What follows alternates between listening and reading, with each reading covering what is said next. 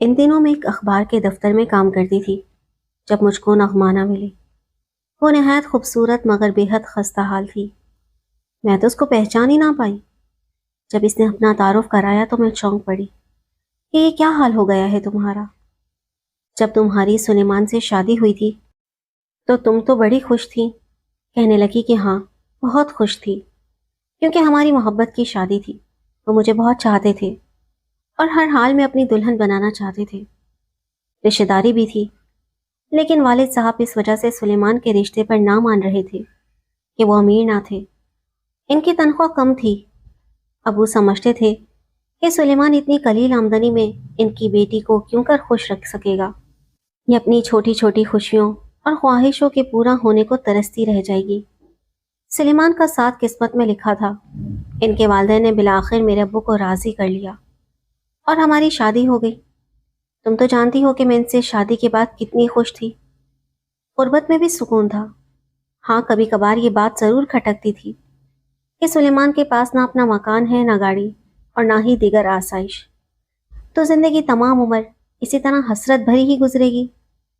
پہلے پہلے ایسے تفکرات آتے تھے، بعد میں اپنی قسمت پر شاکر ہو گئے، کیونکہ انہیں مجھ سے بہت محبت تھی۔ اگر محبت مل جائے تو زندگی کی تکلیفیں کم تکلیف دہ محسوس ہوتی ہیں۔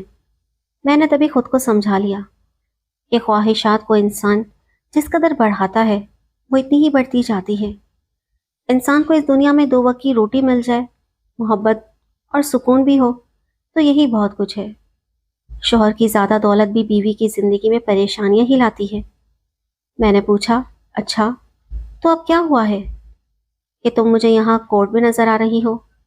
کہنے لگی کہ اپنے بیٹے کے لیے سرپرستی کا کیس ڈالا ہوا ہے۔ دراصل مجھے سلیمان نے طلاق دے دی ہے اور بیٹا اپنے پاس رکھ لیا ہے۔ میں حیرت سے بولی، یہ کیا کہہ رہی ہو؟ کیا قصور تھا تمہارا جو اس نے اتنی چاہت کے باوجود تمہیں طلاق دے دی اور بیٹا بھی تم سے لے لیا؟ نغمانہ کہنے لگی کہ یہاں کورٹ میں کیا بتاؤں، کہیں بیٹھیں گے تو بات کروں گی۔ میں نے کہا تو چلو میرے ساتھ، شاید میں تمہاری کچھ مدد کر سکوں۔ یوں میں اپنی پرانی ہم جماعت کو ساتھ لے آئی اور پھر اس نے اپنی روادات سنائی جو اس کی زبانی رقم کر رہی ہوں۔ شروع میں اپنے ساس سسر کے ساتھ ہی رہتی تھی۔ جب سلیمان کا تبادلہ دوسرے شہر ہو گیا تو انہوں نے کرائے کا ایک چھوٹا سا مکان لے لیا اور مجھے اپنے ساتھ لے آئے۔ ان دنوں میرا بیٹا سال بھر کا تھا۔ سلیمان کام پر چلے جاتے اور میں محسن کی کلکاریوں میں گم ہو جاتی، اس لیے تنہائی کا احساس نہ ہوتا۔ نئے شہر آ کر یوں تو میں خوش تھی، مگر اب سلیمان کا ہاتھ مزید تنگ ہو گیا تھا۔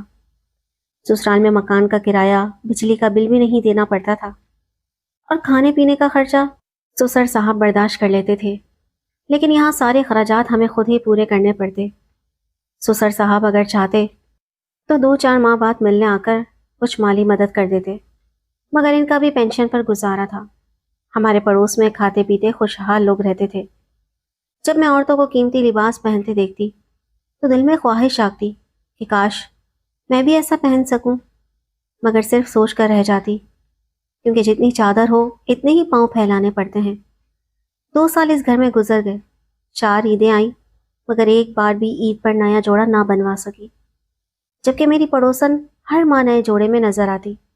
دل سے کہا نکلتی، پھر صبر کی چادر اوڑھ کر خواہشوں کو اس کے سپرد کر دیتی۔ میری بدقسمتی کہ اس بار عید سے 15 روز قبل محلے میں کپڑا بیچنے والا آیا۔ حسب معمول محلے کی عورتیں اس کے گرد جمع ہو گئی اور کپڑے خریدنے لگی۔ میں نے آواز سنی تو بیٹے کو گود میں اٹھا کر پڑوس میں چلی گئی۔ کپڑے والا رابعہ کے گیٹ کے سامنے بیٹھا تھا۔ اس نے اپنی گٹھری گیٹ کے اندر رکھ کر کھول دی تھی۔ عورتیں بڑے شوق سے ملکی اور غیر ملکی کپڑا دیکھ رہی تھیں۔ میں نے بھی 2 جوڑے ہاتھ میں لے کر دیکھے، قیمت پوچھی، الٹ پلٹ کر دیکھتی رہی، پھر واپس رکھ دیے۔ جب عورتیں کپڑے خرید چکی تو کسی نے کہا، نغمانہ تم نے کچھ نہیں لیا، کچھ تو لو۔ میں نے حسرت سے کہا، ایک جوڑا لینا تھا مگر پیسے نہیں بن رہے، کپڑے مہنگے ہیں۔ میری یہ بات شاید کپڑے والے کے دل کو لگ گئی۔ سب عورتیں رابعہ کے گھر سے نکل کر اپنے گھروں کو چلی گئی۔ آخر میں بھی گھر آ گئی۔ میں نے دروازہ بند ہی کیا تھا کہ دستک ہوئی۔ میں نے جھانک کر دیکھا تو سامنے وہی کپڑا بیچنے والا تھا، ہاتھ میں وہی 2 جوڑے تھامے جو میں نے پسند کیے تھے۔ اس نے کہا یہ لے لو، رقم ادھار رکھ لو، میں اکثر یہاں آتا ہوں، اگلی بار دے دینا، اگر نہ آ سکا اور میرا بھائی آیا تو اس کو میرا نام بتا دینا۔ وہ یہ کہہ کر کپڑے تھما کر چلا گیا۔ میں آواز دینے کا ارادہ ہی کرتی رہی۔ میں حیران رہ گئی کہ یہ کیسا بیپاری ہے جو جان پہچان کے بغیر مجھ پر اعتبار کر کے کپڑے دے گیا۔ پھر سوچا شاید یہ اس کا کاروباری طریقہ ہے۔ کپڑے بے حد خوبصورت تھے مگر ان کی قیمت میں ادا کرنے کی استطاعت نہ رکھتی تھی۔ ان دنوں سلیمان کی تنخواہ 2000 روپے تھی، جس میں سے آدھا کرایہ اور بلوں میں چلا جاتا، باقی بچوں کے اخراجات اور کھانے پینے پر۔ کئی دن میں نے وہ جوڑے چھپا کر رکھے، پھر سوچا کہ سلیمان کو بتا ہی دوں، مگر پھر ڈر گئی کہ ناراض نہ ہو جائے۔ اسی کشمکش میں رابعہ آ گئی جو خوشحال زندگی گزار رہی تھی۔ اس نے جب میری پریشانی دیکھی تو پوچھا اور ساری بات سن کر بولی، ارے بھائی، جب آئے گا تب دیکھا جائے گا، وہ برا آدمی نہیں، اکثر گھروں میں ادھار پر کپڑا دے جاتا ہے۔ فی الحال جوڑے سلواؤ، کیا تمہارا جی نہیں چاہتا کہ عید پر نئے کپڑے پہنو؟ میں نے کہا جی تو بہت چاہتا ہے مگر میرے پاس سلائی کے پیسے بھی نہیں۔ کہنے لگی اس کی فکر مت کرو، کپڑے اور ناپ مجھے دے دو، میرے شوہر سے سلواؤں گی، اور سلیمان بھائی سے کہہ دینا کہ یہ رابعہ نے عید کا تحفہ دیا ہے، انہیں معلوم ہے کہ میرے شوہر ٹیلر ہیں۔ یوں میری فکر کا فوری حل نکل آیا۔ جوڑے سلے سلائے ملے تو میں نے وہی کہا جو رابعہ نے سکھایا تھا۔ سلیمان نے خوشی کا اظہار کیا اور کہا کہ اب تم اپنی پڑوسن کا احسان کیسے اتارو گی؟ میں نے کہا احسان کی کیا بات ہے، اس نے اپنی خوشی سے دیے ہیں، میں نے تو مانگے نہیں تھے۔ رابعہ کے پاس کس چیز کی کمی ہے؟ وہ بہت خوش اخلاق ہے، کیا ایک خوشحال سہیلی اپنی غریب سہیلی کو 2 جوڑے بھی نہیں دے سکتی؟ سلیمان نے کہا اچھا بھائی، تم عورتوں کی باتیں تم جانو، مجھے کھانا لا دو، آج اوور ٹائم کیا ہے، تھک گیا ہوں، محسن کے کپڑے بھی لینے ہیں، عید میں دن ہی کتنے رہ گئے ہیں۔ عید بخیریت گزر گئی۔ میں نئے کپڑے پہن کر سسرال گئی۔ والدہ تو وفات پا چکی تھی۔ والد سے عید ملنے گئی، وہ بھی مجھے خوبصورت لباس میں دیکھ کر خوش ہو گئے۔ میں نے دل سے رابعہ کو دعا دی کہ جس کے حوصلہ دلانے سے یہ خوشی نصیب ہوئی۔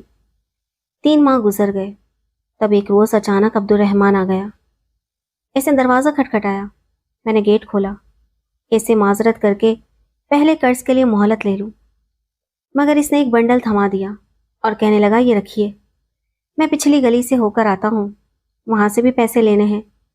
اس سے پہلے کہ وہ تیزی سے آگے نکل جاتا، میں نے بنڈل کے اوپر کا کاغذ ذرا سا پھاڑا اور کہا ٹھہرو عبد الرحمن، پہلے میری بات سن لو۔ وہ رک گیا۔ بنڈل میں بہت خوبصورت اور قیمتی کپڑا تھا۔ میں نے پوچھا یہ کس لیے؟ کہنے لگا آپ کے لیے، دیکھیں گی تو پسند آ جائے گا۔ میں نے جھنجھلا کر کہا کہ مجھے نہیں چاہیے، واپس لے جاؤ، میں نے ابھی تمہارا پہلا قرض بھی ادا نہیں کیا اور تم مزید کپڑے لے آئے ہو۔ کہنے لگا آپ دیکھیے تو صحیح، آپ کی پڑوسن نے بھی لیے ہیں۔ میں نے پھر کہا ارے بھائی، پہلے پیسے تو دوں، مگر وہ کہنے لگا میں کب کہتا ہوں کہ پیسے دے دیں، جب ہوں گے تب دے دیجیے گا، اور وہ چلتا بنا۔ اس بار بھی وہ اتنی عجلت میں تھا کہ مجھے اسے روکنے کا موقع نہ ملا۔ میں بس اسے جاتے ہوئے دیکھتی رہ گئی۔ اگر گیٹ سے نکل کر اس کے پیچھے جاتی یا بلند آواز سے آواز دیتی تو بھی شاید نہ روک پاتی۔ وہ پلک جھپکتے گلی کے کونے سے مڑ گیا۔ میں دیر تک ہاتھ میں بنڈل تھامے کھڑی رہی کہ اب کیا کروں۔ سوچا کہ رابعہ کو بتاتی ہوں۔ وہ عام طور پر کپڑے اپنے گیٹ کے اندر رکھ کر عورتوں کو بلاتا تھا، وہیں سب بیٹھ کر آرام سے کپڑے دیکھتی اور خریدتی۔ چنانچہ میں بنڈل لے کر رابعہ کے گھر چلی گئی اور اسے بتایا کہ پچھلے جوڑوں کے پیسے ابھی باقی ہیں اور وہ چالاکی سے مزید کپڑے تھما گیا ہے، اب کیا کروں؟ کہنے لگی اچھا ابھی رکو، اگر آ گیا تو بات کر لیتے ہیں۔ ہم نے کافی دیر انتظار کیا مگر وہ نہ آیا۔ پھر رابعہ بولی شاید اب وہ اس طرف نہ آئے، پچھلی گلی میں شائستہ کے گیٹ پر کٹڑی کھول لی ہوگی، تم کیوں پریشان ہو، یہ کپڑا رکھ لو، اگر وہ آ گیا تو واپس کر دینا، نہ آیا تو سلوا لو، سلائی تو تمہیں مفت پڑتی ہے نا۔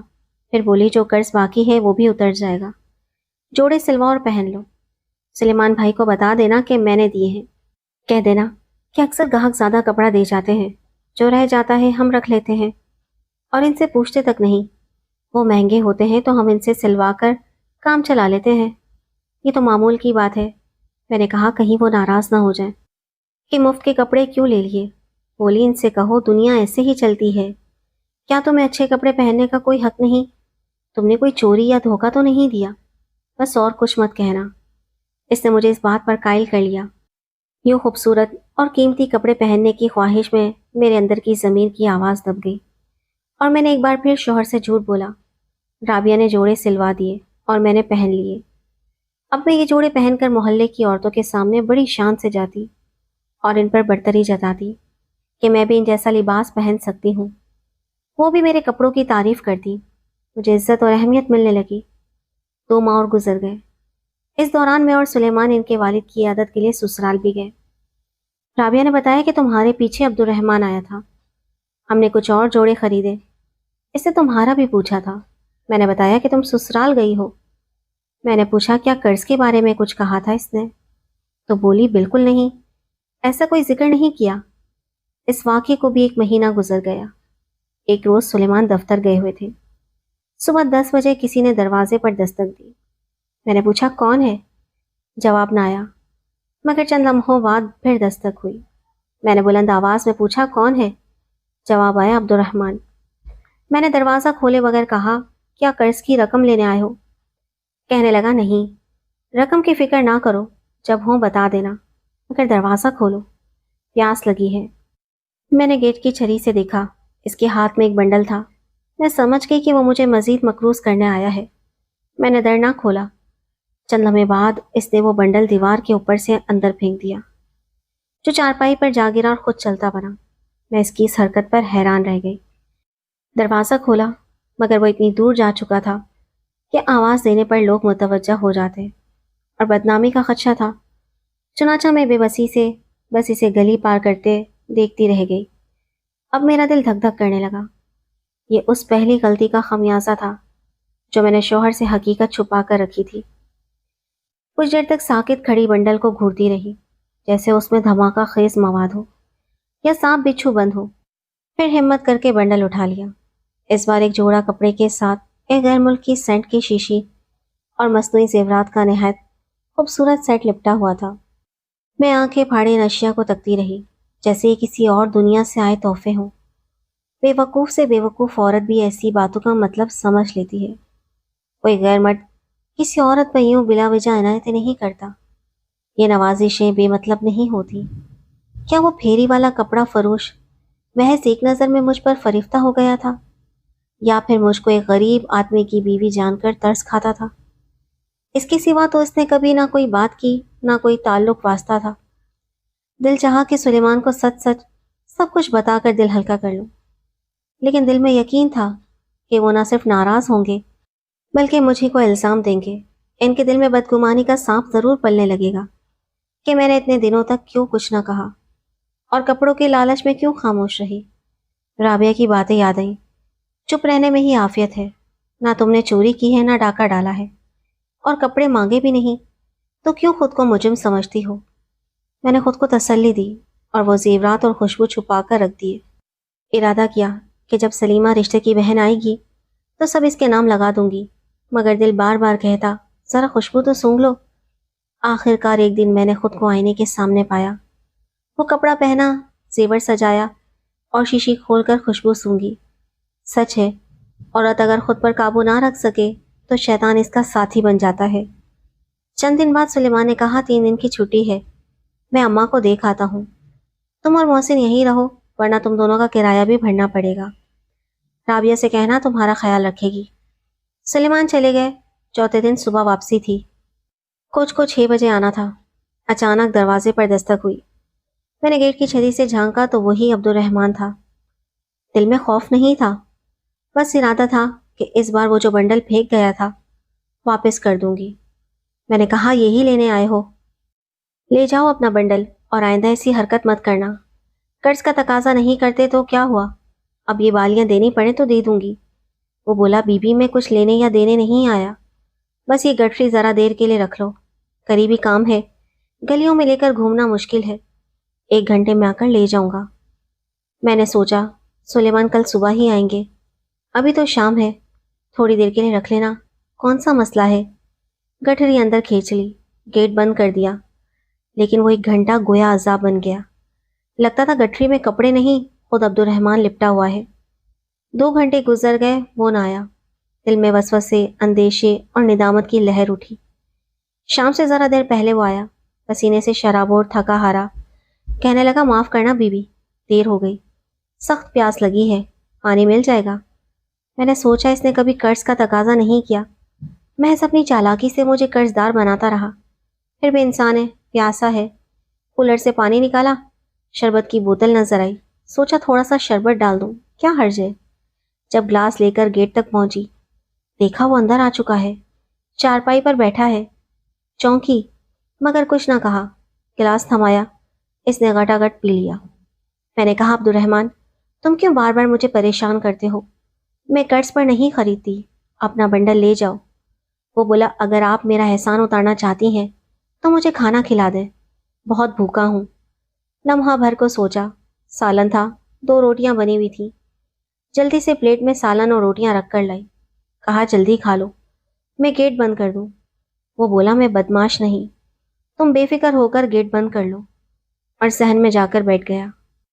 میں برآمدے میں جا کر کھڑی ہو گئی، دل میں اضطراب تھا۔ وہ کھاتے ہوئے کہنے لگا گیٹ پر کھانا کھانا عزت کے خلاف ہے، اسی لیے اندر بیٹھا ہوں، تم فکر نہ کرو۔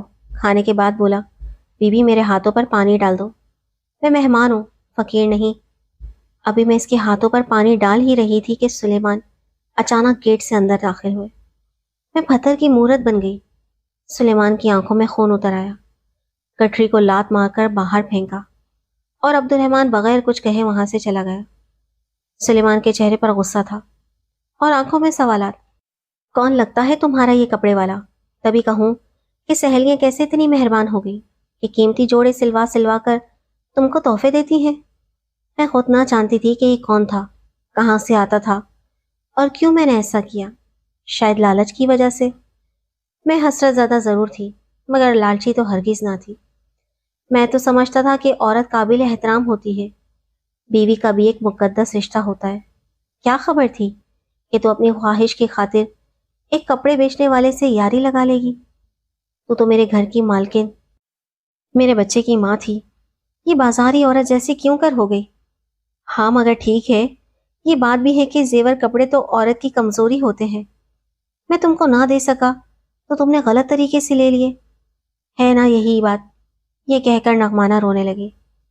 بولی کہ کبھی کبھی عورت عقل سے کام نہیں لیتی تو اس کی دنیا اجڑتی ہے، اور پھر خمیازہ طلاق کی صورت بھگتنا پڑتا ہے۔ نغمانہ کی باتیں سن کر مجھے بہت دکھ ہوا۔ سوچنے لگی کہ عبد الرحمن پڑھا لکھا نہ تھا، یہ تو پڑھی لکھی سمجھدار تھی، نہ جانے پھر اس نے دور اندیشی سے کام کیوں نہ لیا۔